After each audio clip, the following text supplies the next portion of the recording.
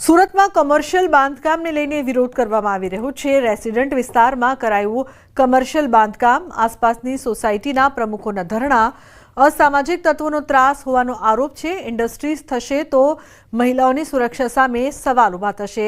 રજૂઆત છતાં નિરાકરણ ન આવતા ધરણા કરવામાં આવ્યા।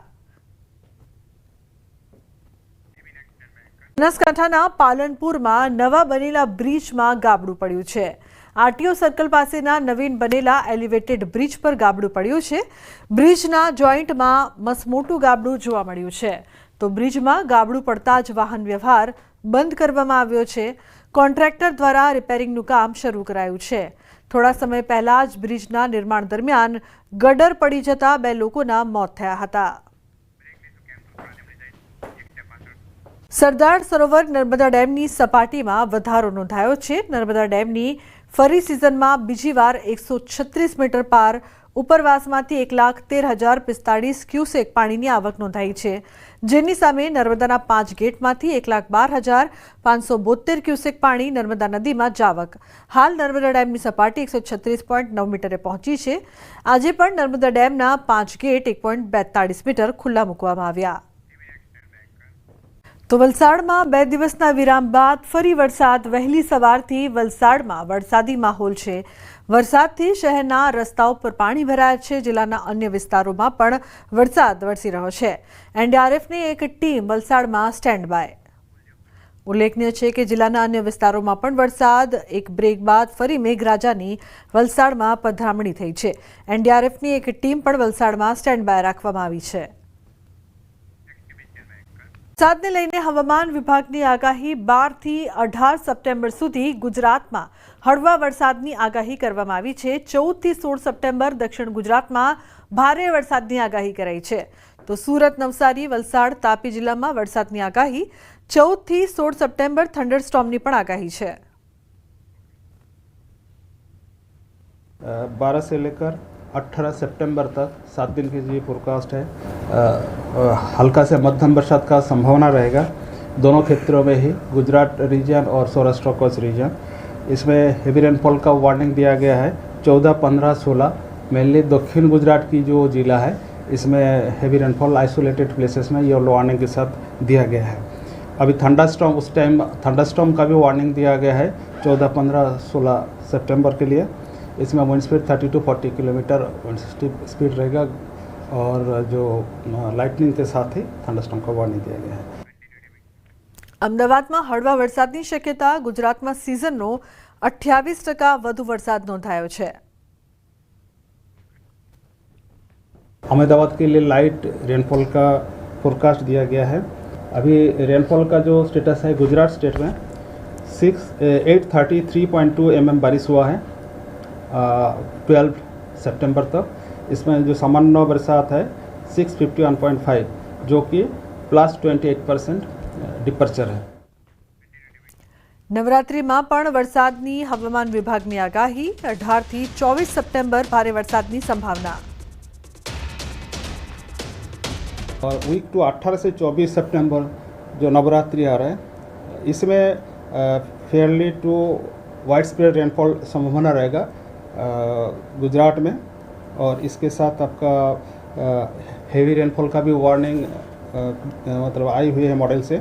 आइसोलेटेड प्लेसेस में हेवी रेनफॉल वार्निंग आई हुई है गुजरात रीजन में many days of the week, मतलब 18 से 24 वाला जो वीक है। અમૂલની ચૂંટણીનું પરિણામ જાહેર। ખેડા જિલ્લા સહકારી દૂધ ઉત્પાદક સંઘના નિયામક મંડળની ચૂંટણીનું પરિણામ જાહેર થયું છે। 13 બેઠકમાંથી ભાજપના 11 ઉમેદવારે જીત મેળવી। જિલ્લાની બોરસદ અને કપડવંજ બેઠક પર કોંગ્રેસે જીત મેળવી છે। ચૂંટણી પહેલા 4 બેઠક બિનહરીફ થતા ભાજપના 4 ઉમેદવારનો વિજય થયો હતો। અમૂલના ઇતિહાસમાં પ્રથમ વખત ભાજપે 13 પૈકી 11 બેઠક પર જીત મેળવીને સ્પષ્ટ બહુમતી સાથે 15,000 કરોડનું ટર્નઓવર ધરાવતી આ સંસ્થા પર સત્તા હાંસલ કરી છે। 13 ડિરેક્ટરોની ખેડા જિલ્લા દૂધ ઉત્પાદક સહકાર સંઘ અમૂલનો વહીવટ કરે છે। જો ગત 2.5 વર્ષમાં અમે દૂધના ભાવમાં 3 વર્ષમાં 21% ભાવ વધારો કર્યો। અમે બોનસમાં એટલે કે ભાવફેરમાં 90% ભાવફેર વધારાનો આપ્યો છે। આગામી દિવસોમાં પણ અમારો અભિગમ રહેશે કે અમે પશુપાલકોને બને એટલા પોષણક્ષમ દૂધના ભાવ વધારે આપીએ અને બને એટલો ભાવ ફરક વધારે આપીએ. અમારા પશુપાલકને આત્મનિર્ભર બનાવવો છે. અમે આશા રાખીએ છીએ કે અમારો પશુપાલક બેંકમાં લોન લેવા નહીં, બેંકમાં ફિક્સ ડિપોઝિટ મૂકવા જાય. ખાસ કરીને બોરસદ અને આંકલાવના જે મતદારો હતા એને મારી પર છઠ્ઠી વખત સંપૂર્ણ વિશ્વાસ મૂકી અને મને જીતાડ્યો છે. વિરોધ પક્ષના જે હોય એમને 40 મત મળ્યા, મને 52 મત. સ્વરાજ મળ્યા પછી પહેલી વાર ભારતીય જનતા પાર્ટીના મેન્ડેટથી પસંદ કરાયેલા ઉમેદવારો અમૂલ ડેરીની અંદર ચૂંટણી લડ્યા અને તમામે તમામ સંપૂર્ણ બહુમતીની સાથે ભારતીય જનતા પાર્ટીનો ભગવો લહેરાયો. એની આજે ખુશી છે. સરકારી અધિકારીઓ ધારાસભ્યને પણ નથી ગણકારતા. કડીના ધારાસભ્ય અને નાયબ કાર્યપાલક ઇજનેર વચ્ચેની વાતચીતનો વિડીયો વાયરલ થયો છે. ધારાસભ્યએ નાયબ કાર્યપાલક ઇજનેરને ખાડા પૂરવા લોકોની હાજરીમાં ફોન કર્યો. અધિકારીએ ધારાસભ્યને સીધું જ કહી દીધું કે ખાડા નહીં પૂરાય. અધિકારીને કહેવા જતાં અધિકારીએ ધારાસભ્યને સીધી જ ના પાડી દીધી. એમએલએ નાયબ કાર્યપાલક ઇજનેર ઓજસ પટેલને ખાડા પૂરવા સૂચન કર્યું હતું. નાયબ ઇજનેર ઓજસ પટેલે લેખિતમાં આપવાની માંગ કરી હતી.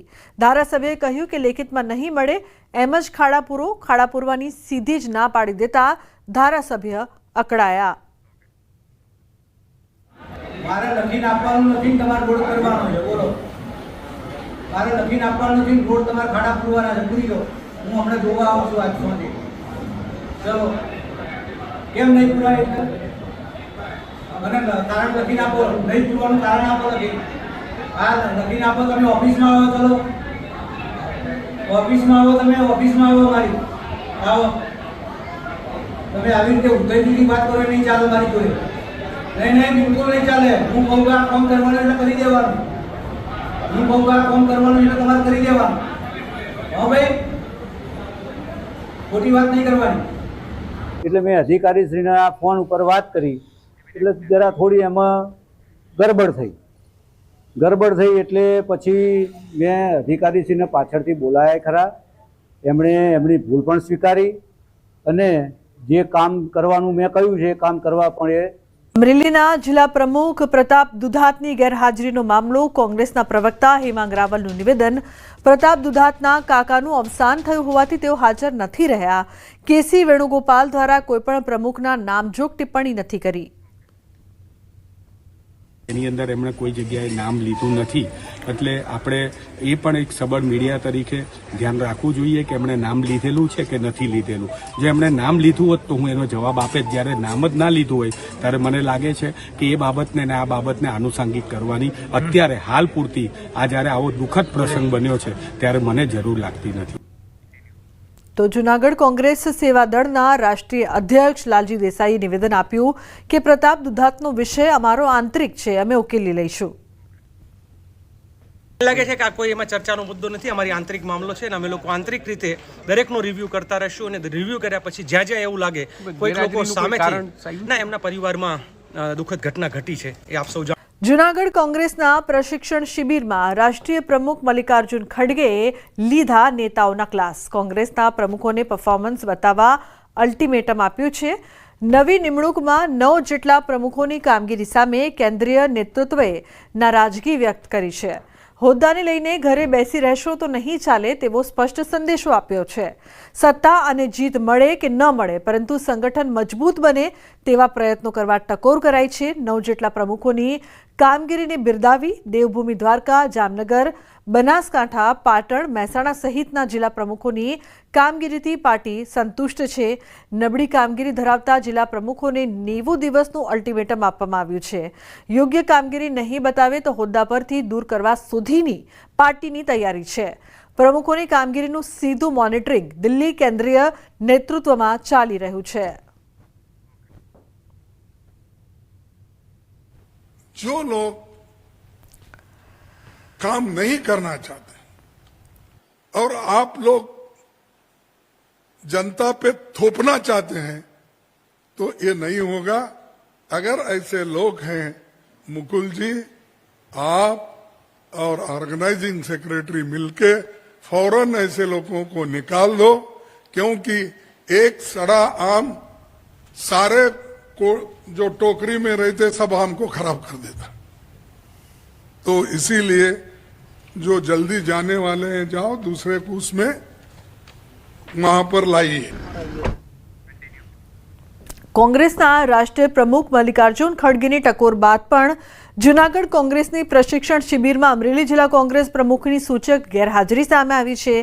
કોંગ્રેસના જિલ્લા પ્રમુખ પ્રતાપ દુધાત ગેરહાજર રહ્યા। રાષ્ટ્રીય નેતૃત્વએ પ્રતાપ દુધાતની ગેરહાજરીની ગંભીર નોંધ લીધી છે। અગાઉની શિબિરમાં પણ પ્રતાપ દુધાત હાજર રહ્યા ન હતા। કોંગ્રેસના રાષ્ટ્રીય મહાસચિવ કેસી વેણુગોપાલે કહ્યું, કોંગ્રેસમાં જે લોકો કામ કરે છે તેને પ્રોત્સાહન મળશે, જે લોકો કામ નહીં કરે તેની પાસેથી હોદ્દા છીનવી લેવામાં આવશે। પ્રતાપ દુધાતના સ્થાને કોંગ્રેસ નવા પ્રમુખની નિમણૂક કરશે। પ્રતાપ દુધાતની ગેરહાજરી પર લાલજી દેસાઈનું નિવેદન છે, આ અમારી આંતરિક બાબત છે। પ્રતાપ દુધાતે વિધિવત રજા ચિઠ્ઠી મૂકી છે। જો કે જિલ્લા પ્રમુખની નિમણૂક બાદ તાલુકા સંગઠનની પણ પ્રતાપ દુધાતે નિમણૂક નથી કરી। काम करने वाले के लिए प्रोत्साहन नहीं है, काम करना नहीं वाले के लिए शिक्षण भी नहीं है। Now we are going to change that. Those who are doing the work, we will appreciate them, we will give promotion to them. Those who are not doing the work, with great humble request, we are asking them to relieve the post. One president is not coming for far in this camp. Last camp also he is not present. We are going to change him immediately. This is what our decision, I am telling you very clearly.